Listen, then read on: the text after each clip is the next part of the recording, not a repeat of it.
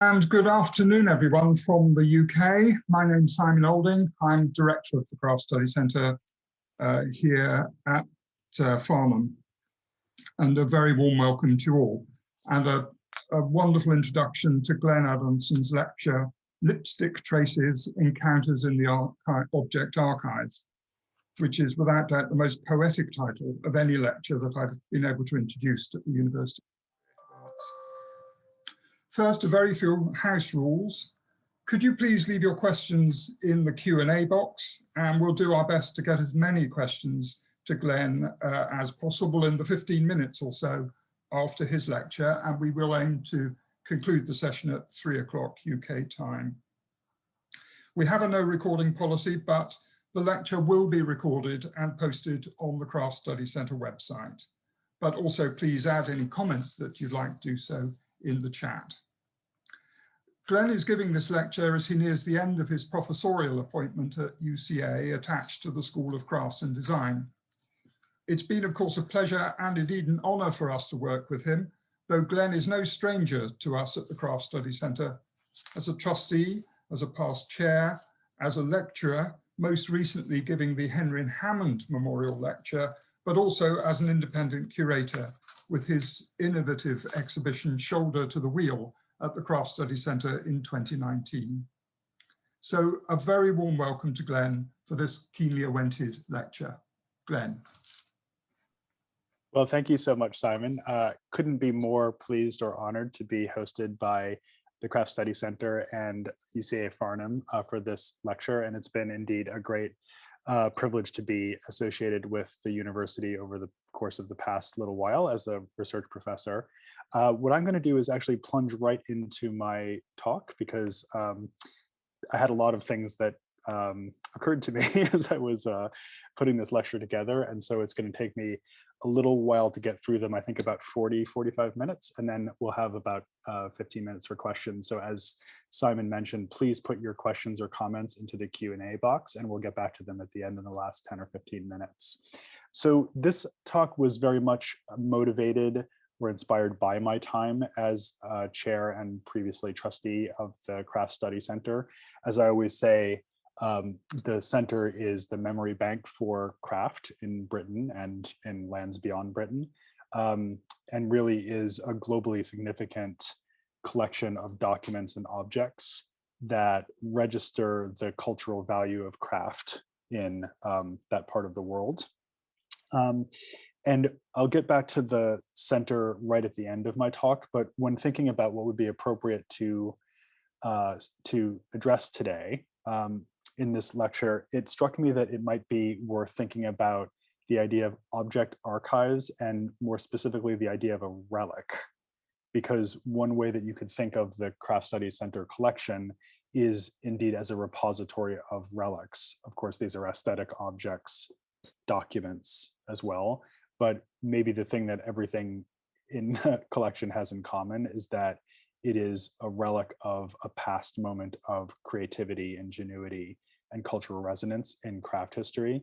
And it struck me, you know, as a sort of secondary thought that craft and relics have a very strong and intimate connection to one another.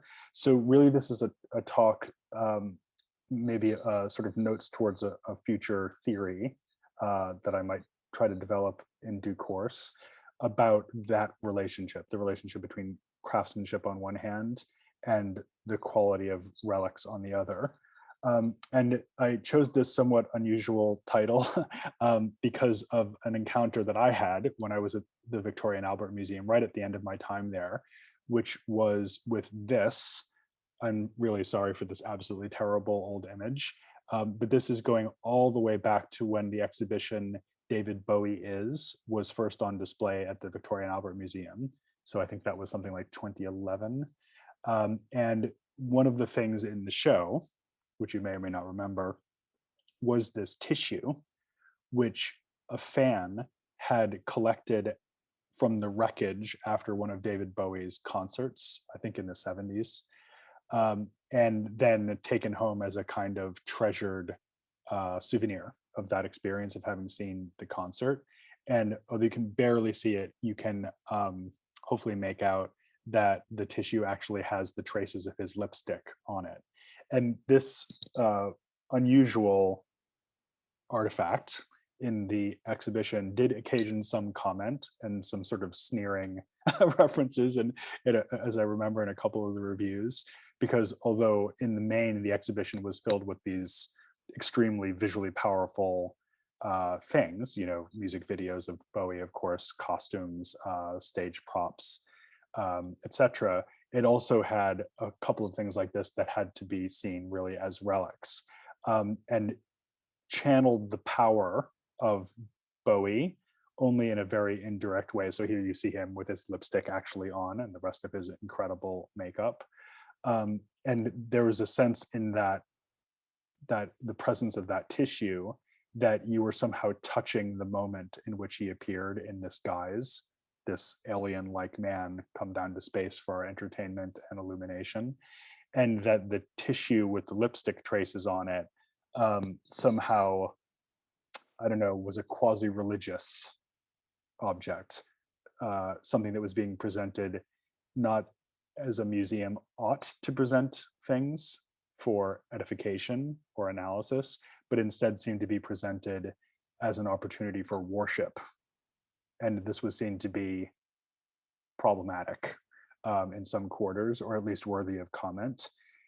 It did make me think of the old song, you know, cigarette that bears lipstick traces, these foolish things remind me of you.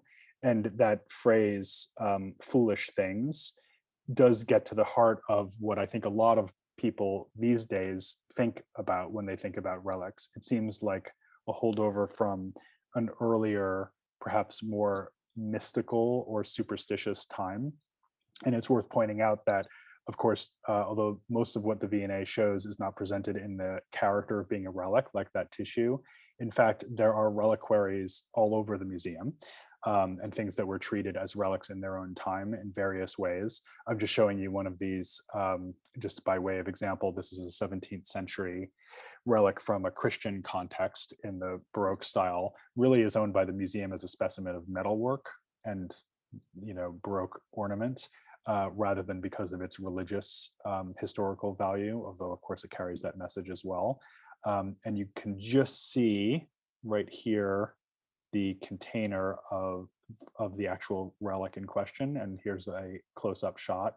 And the idea is that this chunk of wood here is meant to be a piece of the crib in which Christ was laid after he was born. So the crib from the manger. And I think most people now would consider that to be, of course, purist fiction, and the whole construct of belief that circulates around an object like this to be at least worthy of some skepticism, although we may also understand it as part of a very powerful complex of beliefs and thoughts around the idea of divinity and the way that divinity presents itself to the world, the way it's embodied, the truth that it presents to us. But we would perhaps want to distance ourselves from this kind of ritualistic practice where an object like this is held up for veneration. And yet that seems to be exactly what that exhibition about David Bowie was doing, at least in occasional moments. So it prompts me to wonder what exactly a relic is. How would we define it? And what is the relationship between relics and contemporary culture? And then further, as I'll get to in just a second, what is the relationship between relics and craft? So first, I'm going to attempt a little definition here of what a relic is and how it works. So the first criterion, it seems to me, is that a relic must be genuine, or at least we must believe in its genuineness, its authenticity. So the piece of the crib, for example, for a true believer, it must be absolutely without question accepted that that is really from Jesus's crib. It can't just be a bit of wood that was taken from the local cabinet maker shop and then stuck in the reliquary. It has to be real, and its realness operates, as I wrote here on the screen, as a kind of testimony. In other words, it's not just me saying so, it's that the relic seems to exert its own sort of claim to our attention above and beyond and outside of whatever anybody might say about it. So there's a sense of a leap of faith, you might say, rather than a form of rational argumentation that surrounds the relic. And of course, as we know, this is why the form of the relic is so easily exploited, because of the introduction of this idea of the testimonial or the leap of faith. It can be exploited by, obviously, introducing a false object into the equation. And we all know that there's these famous calculations of how many skeletons worth of each given saint were circulated in the relic economy in the Middle Ages. But nonetheless, for the believer, that authenticity is absolutely crucial. It's kind of like a cornerstone object or an anchoring object for a larger system of belief. Second condition of the relic, which is quite closely related to this first one, is indexicality. And this is actually a term that I'm borrowing from semiotics. So those of you who have kind of gone down the rabbit hole with Ferdinand de Saussure or Roland Barthes will be familiar with this term. But just very briefly, an index is a sign that refers back to its referent through direct trace. In other words, a footprint in the sand is an index of a foot, whereas the word foot, or even a drawing of a foot, is not an index. It refers to the foot in a different way, whereas a direct imprint of an object is an index of that thing. Often you run into this concept in studies of photography and film, because the idea is that the photograph, unlike the painting, has an indexical relationship to the thing that it depicts. So the example of photography notwithstanding, typically what we're thinking about when we consider questions of indexicality is the question of touch. So a direct one-to-one contact between the relic and the thing that we actually care about. And it's crucial here to remember that the relic is not the object of veneration itself. It's the thing that the relic reminds us of or points to. So it's not the tissue, is David Bowie, that of course we're worshiping. And that is crucial to understanding the third and maybe most complicated aspect of reliquary operations, which is the concept of synecdoche.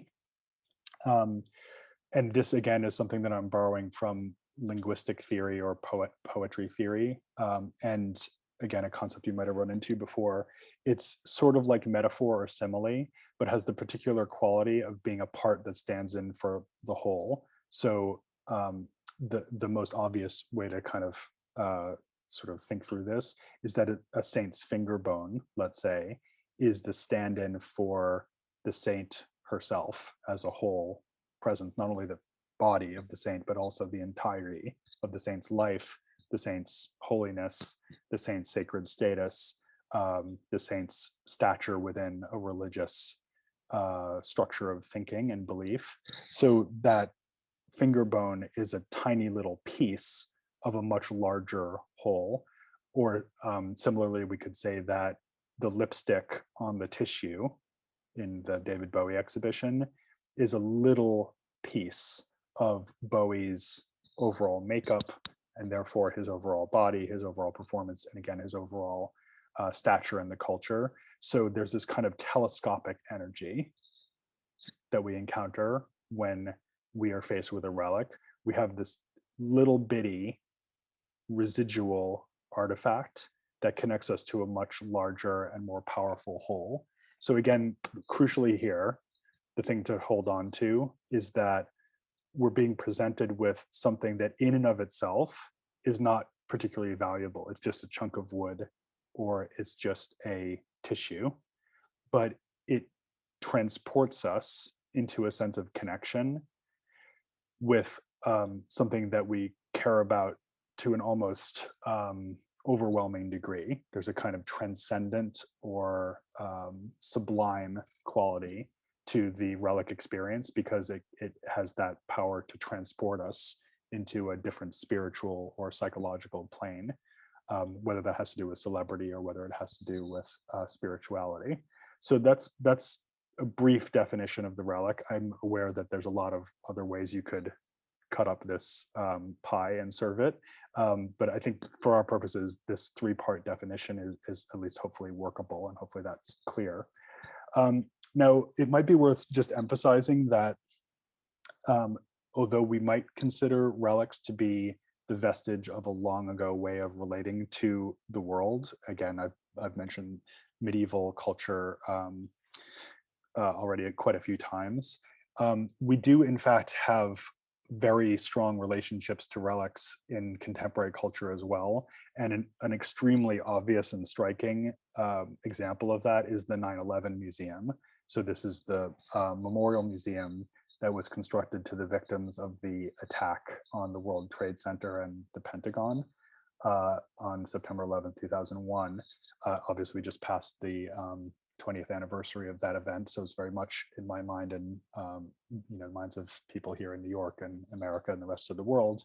And if you've ever had a chance to go to this museum, which is absolutely amazing, and one of the most ambitious, extraordinary pieces of museology on any subject anywhere in the world of this century so far, what you're presented with is an unending series of relics, some of which are tiny, like a teddy bear or a cell phone that's covered with ash and damaged. Some of them are absolutely enormous, like this fire truck. And you can see that the operations of the medieval saintly relic here are simply being transposed into a more recent, in this case, very traumatic event. But the same operations are still present. It is authentic. It's the actual fire truck that suffered the damage in the attack. It is synecdochic. In other words, it's a part of a larger whole. And it has all of the qualities of indexicality in particular that I mentioned. So every one of those scratches, burns, impact evidences on its surface is like a kind of painful, evocative, bringing to life, an unavoidable reminder and testimony of what happened on that day.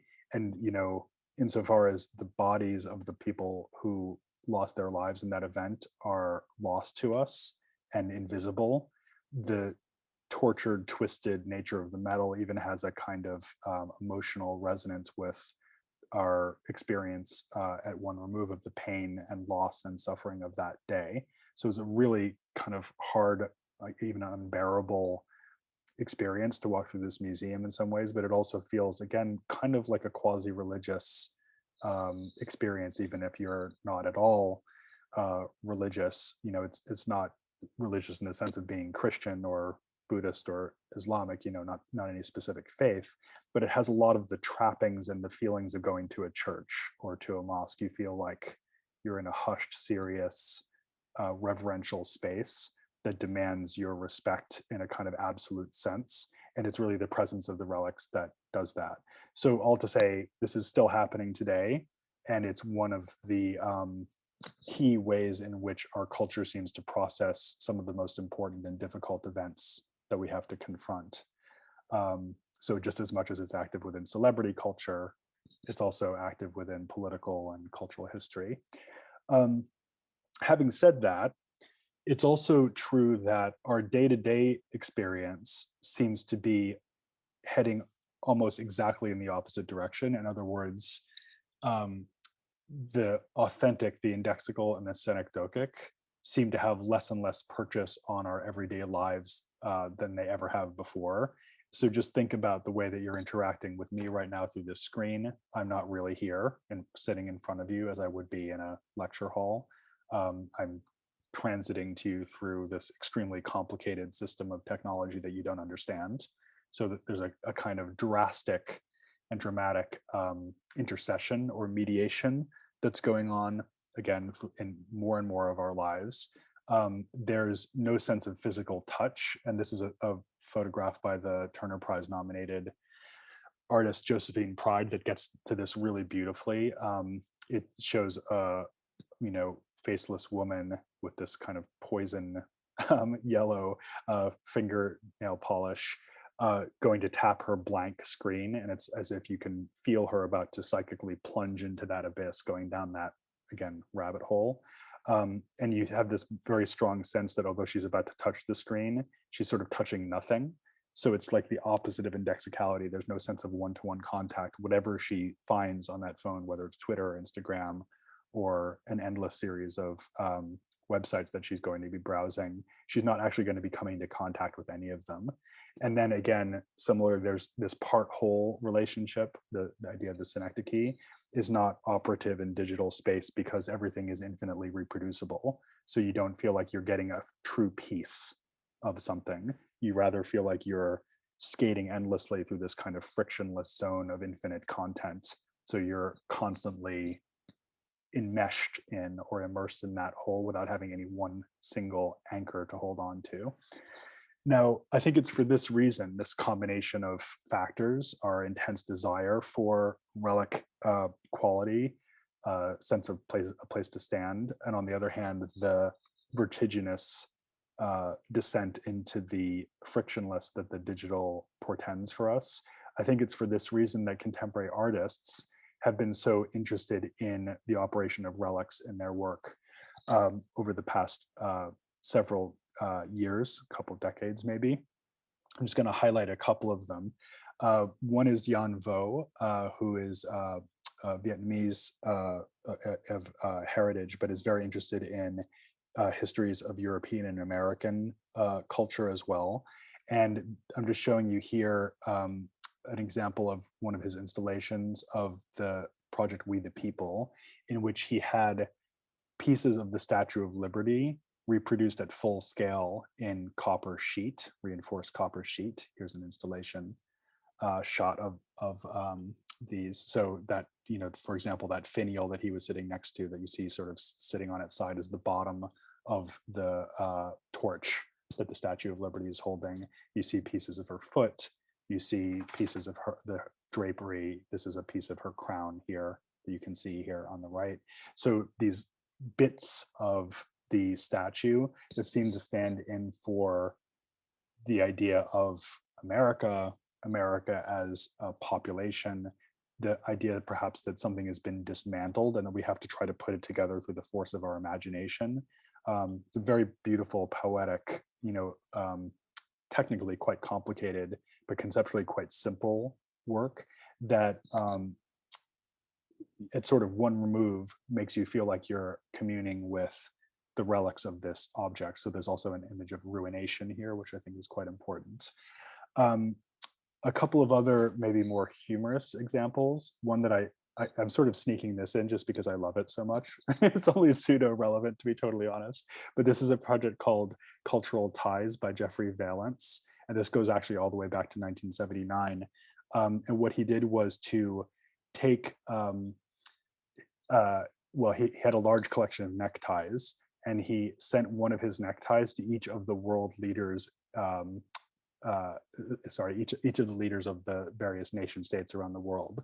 And with these ties, he included a note saying, "Dear so-and-so, my name is Jeffrey Valence. I'm an artist in America. I'm sending you this necktie as a token of goodwill between our peoples.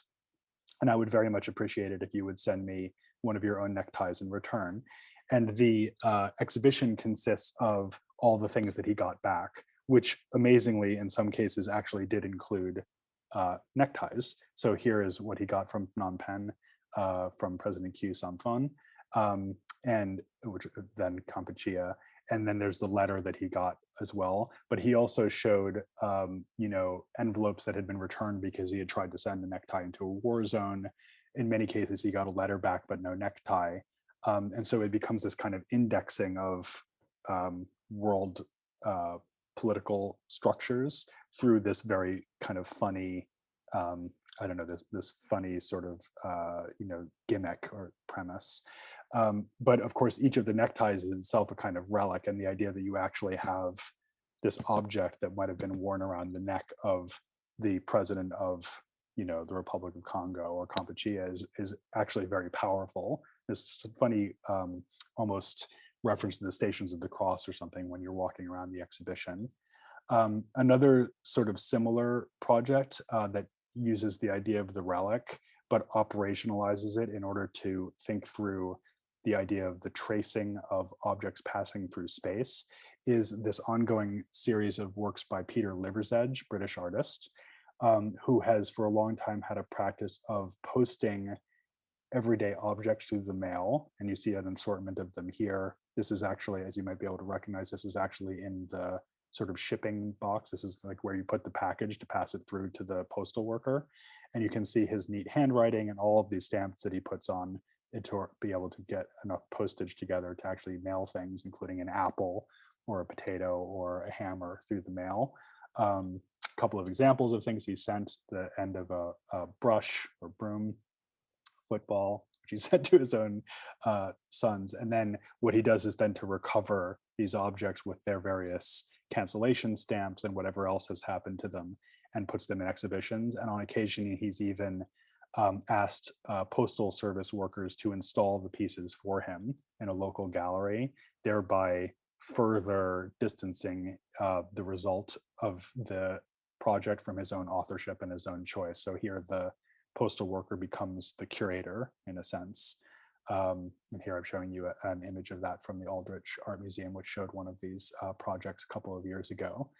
So I'm showing you these examples just to give you an indication of how broadly the concept of the relic can be defined, but also so you can see how flexible this modality is. So again, we have here the idea of authenticity, indexicality, and synecdoche. So this is the actual object that's passed through the postal system. It's got the traces of the postal system upon it, and then it represents a part of the whole. In other words, this is a series of objects that refer to the larger project of things passing through the hands of this immense and to us somewhat unimaginable operation, is a kind of trace of that. So it's funny and it's clever, but it also gets at something quite poignant about the systems that we inhabit and the way that we relate to them through these momentary touches that add up to a larger entity that we can't ever fully comprehend, perhaps. Hopefully now I've sort of established how interesting the idea of the relic is, and how again adaptive it is, how many different artistic uses it can be put to. And now what I want to do is pivot into thinking about the relationship between relics and crafts. This is really the point I've been leading up to. And as a way of getting to that, I want to talk a little bit about the work of Claire Toomey, who I'm sure you all know, and I think she might actually even be in the audience this afternoon. So hi, Claire, if you're out there. Claire and I actually recently had an interesting conversation about relics, which helped me. So I was putting thoughts together for this lecture, and it made me think about her famous piece, Trophy, at the V&A. So this happened just when I had arrived at the museum, the second year I was there. And boy, howdy, did it impress me, both in terms of her own practice and also what the V&A was capable of when it managed to shake itself and commit its enormous bulk to a project of real value and insight. So this was at a time that the Wedgwood firm up in Staffordshire was going through a lot of financial difficulty, facing potential bankruptcy. And that was an interesting backdrop for this undertaking, where she created a huge flock of bluebirds out of Wedgwood jasperware, and as you can see in various colors, and then installed them in the cast courts of the museum, which is a clever move in and of itself, because of course the cast courts are already a kind of great theater of reproduction. So each of these sort of quasi mass produced bluebirds had this sort of technical or physical resemblance to the casts that they were roosting among. And then crucially, what she did, and the reason it's called Trophy, is that she allowed visitors to come through the installation and take one of the bluebirds home with them. So the whole flock fled the museum in the individual pockets of the visitors.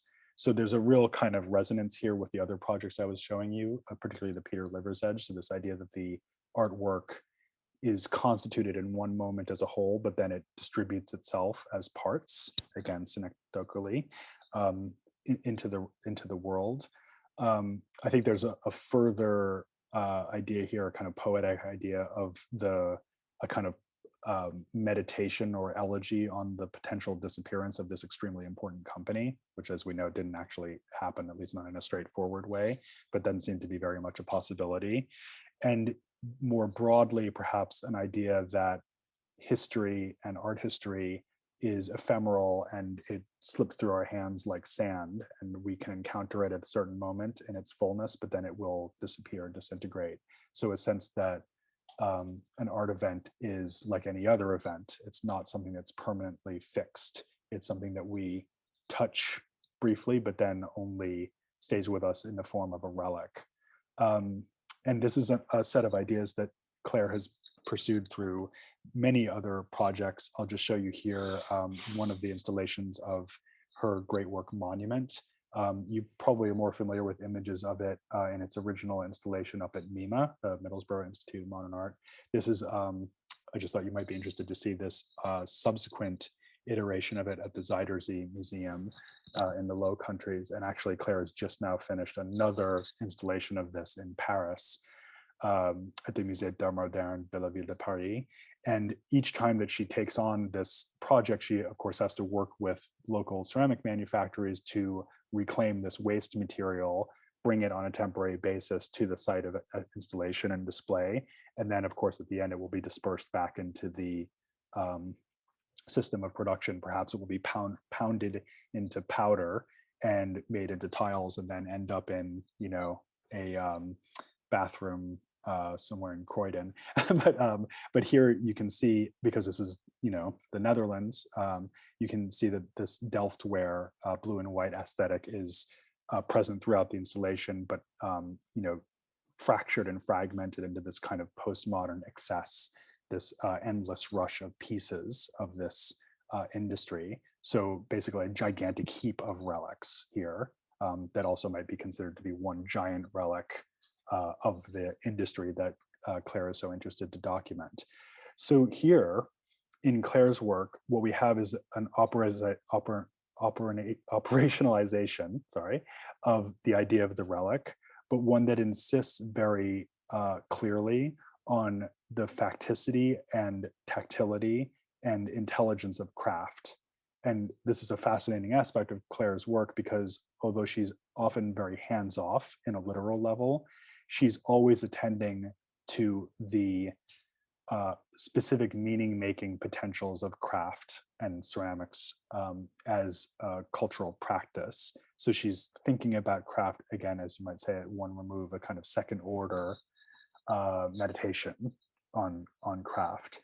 And therefore, I think her work makes a great linkage to the idea of craft as a parallel practice to the practice of relics.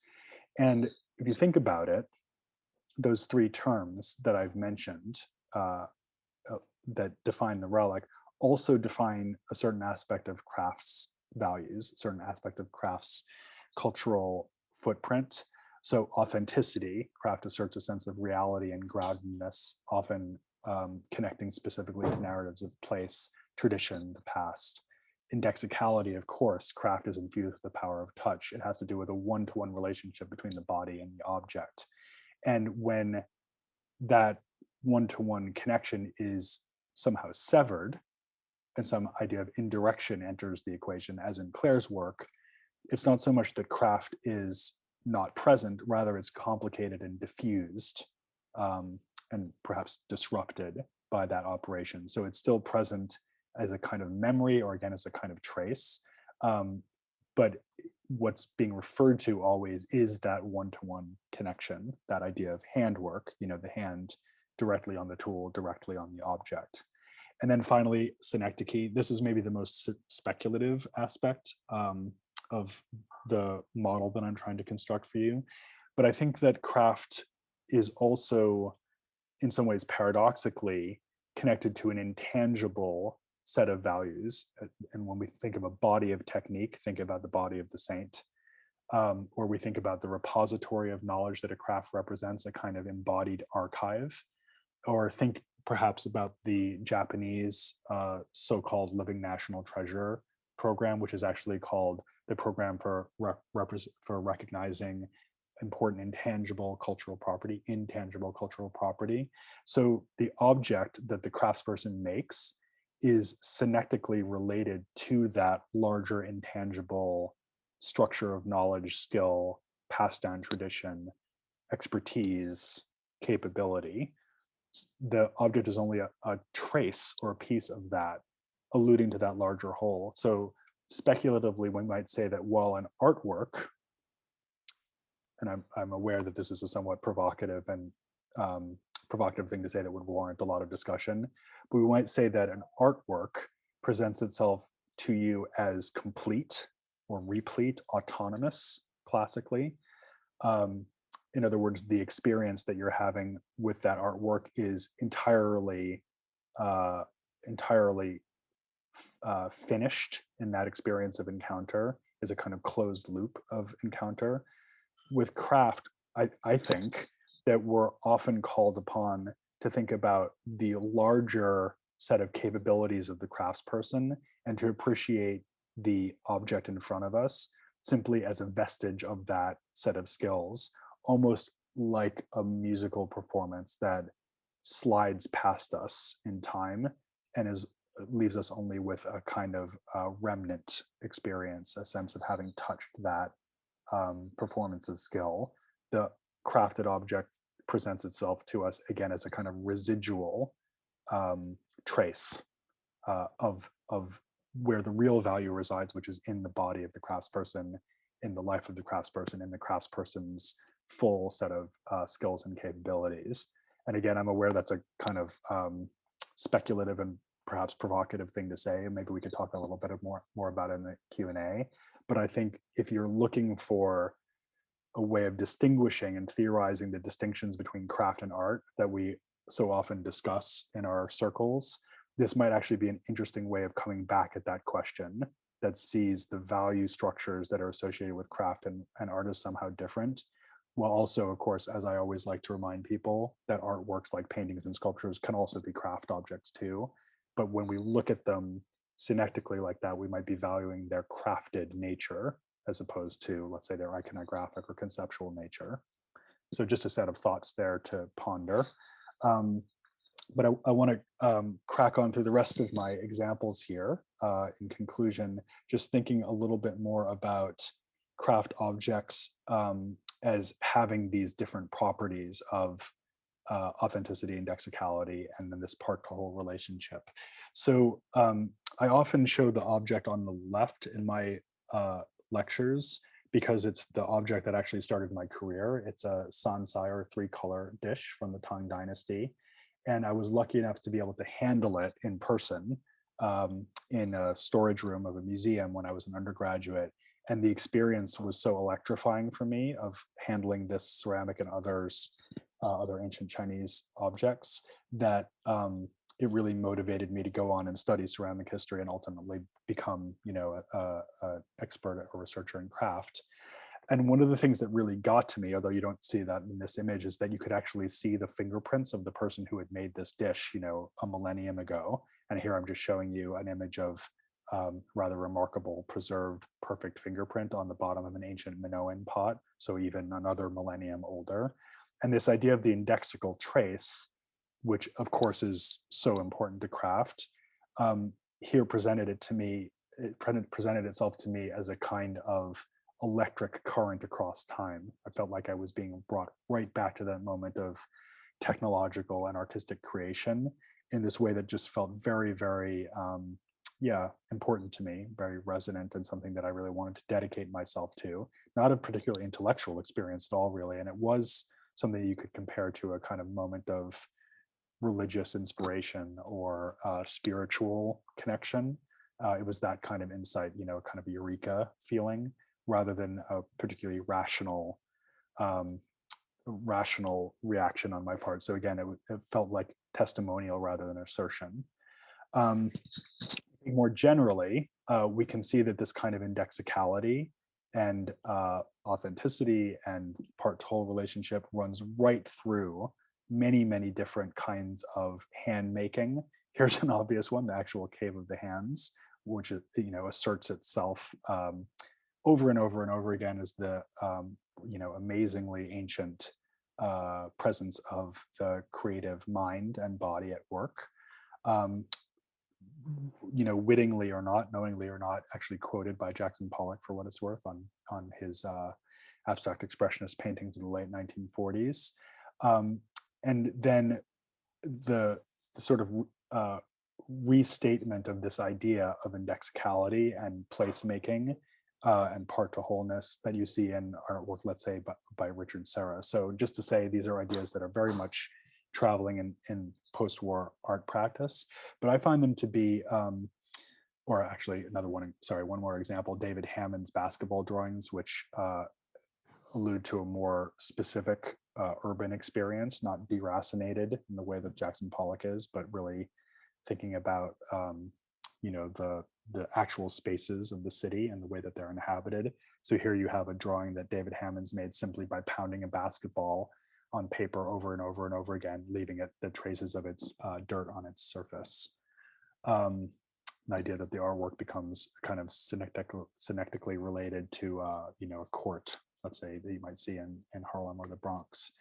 But what I was just going to say is that I find the crafted interpretation of these kinds of gestures to be these days particularly relevant and resonant. So for example, the work of Brie Rouet, who makes ceramic sculptures that are definitely created with the precedence of Richard Serra and Jackson Pollock, and maybe even the cave paintings in mind, but have to do with a kind of mapping of her body, so the extent to which she can reach, and this sense of tracing her own passages through the materiality of the clay over and over again. This two set of spirals, for example, being made of the exact amount of clay that's equivalent to her own body weight. So here you have a kind of, in some ways, playful or elusive reference to the idea of the body of the artist, and again, thinking about the saint's body or the body of knowledge, body of skill, and the way that whole sort of complex of associations is just hung on the wall and turned into this kind of clock-like or whirlpool-like visual experience, very assertively material, incredibly direct in its restatement of indexicality. So again, relic quality, very much at the heart of that aesthetic. Similar example perhaps would be the work of Nicole Cherubini, who uses fingerprints and in some ways quite basic ceramic techniques, like the kind that you would actually teach to a child in kindergarten, pinch pots, but uses them in this absolutely extraordinary, accomplished and monumental way. So this pot, for example, is almost as tall as I am, and I'm not that tall, but it's got to be 5 feet tall. And you can see that it has that the presence of her finger marks over and over and over again. Again, there's a kind of clock-like feeling here, the sense of time's passage as the piece is constructed. But again and again and again, this testimony of the artist's own presence and the way that the object comes to seem like a relic of its own making. And I think that's a really important quality of her work, and also Brie Rouet's work, that you have this sense that there's a ruination or fragmentation, so that even though the object is brand new, it feels to you something like an ancient artifact that you might encounter in the halls of a museum. It has that quality of having been already through a life by the time that it's even born. So again, that sort of accumulation of traces. Again, the powerful combination of craft skill and the logic of the relic being brought together here. Not that this needs to necessarily involve extreme duration. And just perhaps as a contrast, I'm showing you here one of my favorite recent works by the great Alison Britton, who of course was my successor and is still currently the chair of the Craft Study Center. And here you have one of her works from the past few years where she's been pouring glaze from a height over her pots, this kind of wonderful daredevil sort of reinterpretation of traditional poured glaze decoration. here in a blue and white palette that refers, of course, to the history of Delftware, as I mentioned before, Chinese porcelain, and obviously done at great speed, not the construction of the pot, but the actual coloration of the pot. So it doesn't necessarily need to be that kind of slow, painstaking building process that you have with Rouet's work or Cherubini's. It can be rapid, but still this idea of a direct touch, indexicality, showing itself to you in this very expressive and direct way. Again, not miles away from the way that Jackson Pollock dripped onto his paintings. Or in a different key, we might think about the work of David Clark, another British artist for whom I have a huge amount of respect. And this is a beautiful piece that he did on the occasion of his mother's passing, which really gets to this idea of the relic very clearly. What he did was to take the teacup that she had drunk out of in her last days, so the last thing that had touched her lips, and he cast it in, I think, pewter, and then cast it serially with less and less fluid metal until he had only a sort of ring of that rim at the top of the cup, and then stacked them up almost like a kind of apotheosis. You could imagine here this stack of dishes as being sort of something like in a kitchen cupboard, maybe his mother's kitchen cupboard, but you can also see it as a symbolic representation of a soul rising to heaven. Let's say this image of disappearance, very sad, beautiful, poignant work that might even make us think of the 9/11 museum and some of the ways that the remnant works to connect us to ideas of loss and grief. I just want to finish up here with one last thought about the Craft Study Center itself. And I wanted to introduce this beautiful quote by the Portuguese novelist José Saramago, which I'll just let you read. But this idea, I mean, it's just such a beautifully written paragraph, even in translation, but this idea of the shiver that runs across the epidermis when it touches clay, the lacerating sharpness of the graver, et cetera, acid biting into the plate, these incredible descriptions of process, and the idea of a happening that occurs during processes of making, the faint vibration of a piece of paper laid flat. Just think about that image. And think about the Craft Study Center as being a precious repository of such experiences and such traces. And that perhaps inevitably leads me just to a concluding remark about Bernard Leach, who in many ways is the kind of, presiding spirit over the Craft Study Center. Simon has done a huge amount of important research on Leach's life and work, including a recent book looking at newly discovered archival materials about Leach's career.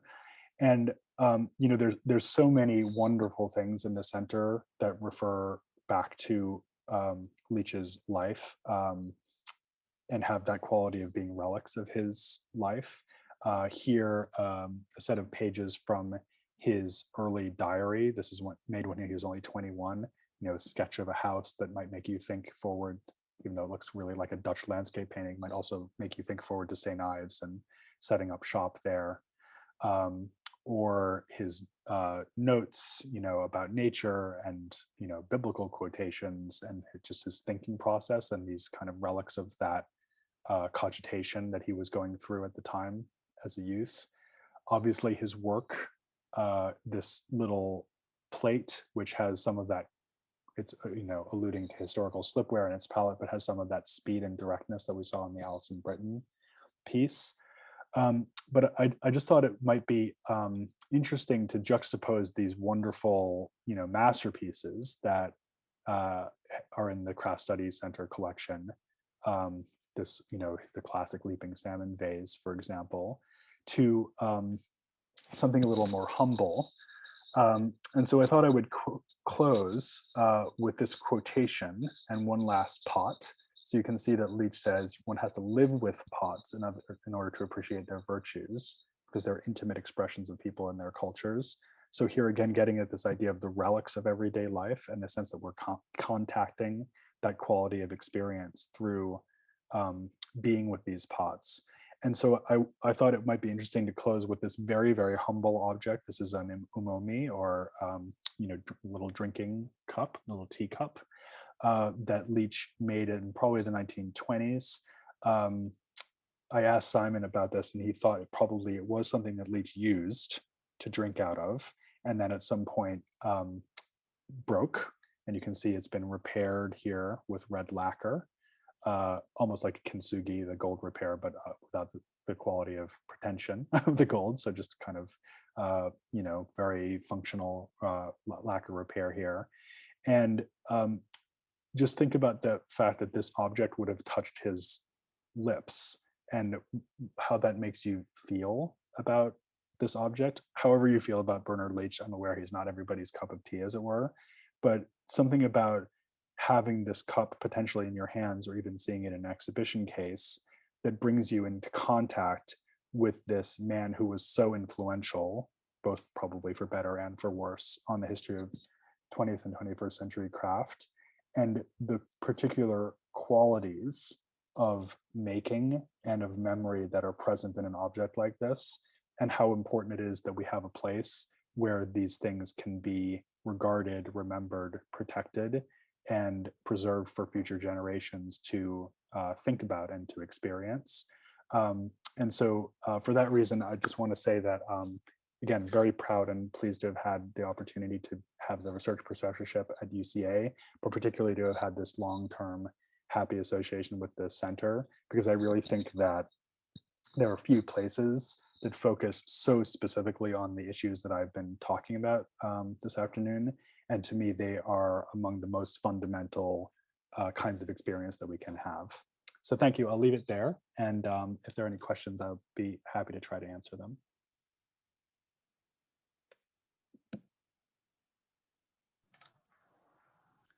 And thank you very much indeed for that powerful and moving lecture, which it seems to me almost begins to give us kind of a whole new way of thinking about our obligations, not just as attendees and viewers work, but actually as curators as well, and perhaps almost giving us a different set of responsibilities as curators in reflecting on how we respond to the artifact and tell narratives about it, because it seems to me that you're laying a kind of denser set of responsibilities, importantly, on how we look and talk about the work. So could you just say anything before I get on to our first question, which I see is from Claire, about that idea of the curatorial obligation? Yeah, that is a great question. I mean, that might take us a little bit away from the focus on craft into a broader set of questions about the relic quality of objects in museums. And I'm certainly not the first person who talked about that. There's a lot of work on that in museological studies. I think, the broad tendency of that work, and this would be my instinct as well, would be to admit that what we're doing in museums is a lot more like what the V&A was doing when putting that tissue with the lipstick on it in a case than we would normally like to admit to. So the decontextualization of the artifact, possibly even the fetishization of the artifact, the construction of value that occurs around the acquired object, and also the effects that has, the secondary effects that it might have on the market value of things that are still circulating around in the economy through auction houses and galleries, etc. Concluding that actually museums, in addition to everything else that they are, because they're not only this, but that museums are giant walk-through reliquaries, is actually a really good way to get at some of the ethical obligations and quandaries that curators do find themselves in. And it's pretty easy to shut your eyes to that and think, okay, no, we're only in the education business, or only in the business of aesthetic experience. But in fact, that's just not true. We're also in the relics business with all of the complexities that arise from that. Yeah, thanks for that, Glenn. The question from Claire is, I'll just read it straight out. Thank you, Glenn. Thinking about the relic, do these objects or traces hold us only in a past moment, or do they have a contemporary non-extractive role? Maybe the way craft meets this question is interesting. That's from Claire to me. Yeah, that typically good question from Claire. Yeah, I mean, absolutely. I think, the fact that craft objects already capture within them an interval of duration, they're not instantaneous. Even that poured vessel that I showed you of Allison's is not an instantaneous object.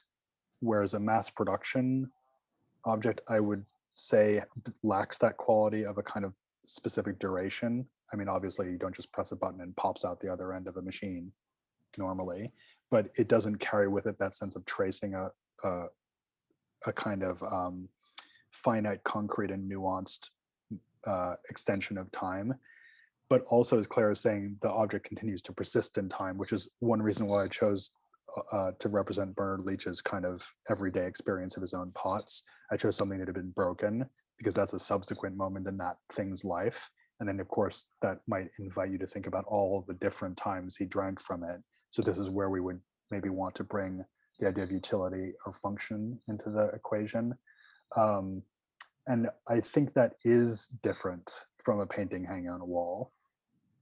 Obviously there are parallels because people will see that painting at different points in their life, different points in history. So there's, of course, that arrow of time keeps winging its way in relation to that painting. But I think the sense that there's a recontextualization and a transformation of the object's meaning and value over time that the painting and the idea of the White Cube Museum wants to resist. It wants to say the painting is staying put while everything else is revolving around it. Whereas the craft object, insofar as it's a relic of ongoing experience, seems to be more enmeshed in that texture of change. So I think Claire's really onto something there. Definitely requires more thinking. We're coming up to time, Glenn. I'm just actually reminded that I'm in the very fortunate position that in front of me, behind my computer screen, is a vessel, pouring vessel, you might say, by Alison Britton, which is both a piece that harks back, it seems to me, to 17th and 18th century slipware or North Devon wares of the 19th century, and yet is absolutely of its moment, and therefore creates this wonderful bridge between the past and the present, just in one extraordinary form. But I just wanted to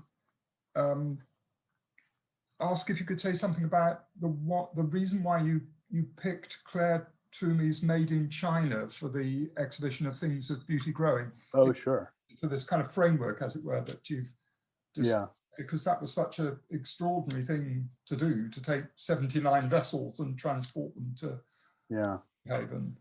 Yeah, I hope people are familiar with that project. So it's so it's 80 vessels in all, large red vases, one of which is decorated in Britain. Well, they're all decorated by hand, but one of them is decorated very exquisitely by hand with gilding in a chinoiserie style. And the other 79 are decorated with kind of applied decals in China, and of course, all 80 were actually fabricated in a large Chinese factory. So that to me seems more like a project about the asymmetries of global economy and the specific history of the ceramic industry over the course of the past 300 years, with obviously China having been the dominant technological power in ceramics up until the 18th century, and then Britain starting to carve away at that, and then that story reversing itself in the late 20th century. So it's, I think when we put it in the show, it was partly a reflection on the broader world in which the specific history of British studio pottery sits. But having said that, you could absolutely put that work as well, not surprisingly, into this lecture. In a funny way, it's actually more like Peter Liversedge's project of sending things through the mail, because it's really about tracking the passage of objects through space and time and different cultural domains, and the way that their value is kind of nudged and bashed around by the prevalent conditions that it encounters on the way.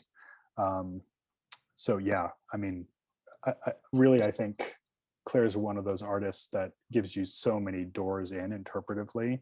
But for me, this idea of the relic quality of the artifact and the way that the idea of the relic serves to open up interpretive possibilities for craft to issues of history and memory. It really runs right through her practice. Okay, thanks, Glenn. We've got time, I think, just for one more question, but I think it's going to be a snappy one for you. Very interested in explanation of relics. Not sure I totally understood the difference between indexicality and synecdoche. Any recommendation? Yeah, sure. I mean, all three of those concepts, authenticity, indexicality, and synecdoche, are very closely tied together. So it's really the fact that you have all three of them operative that gives you the relic, or gives you what I'm thinking of as a kind of crafted quality. But the difference is that indexicality is about touch.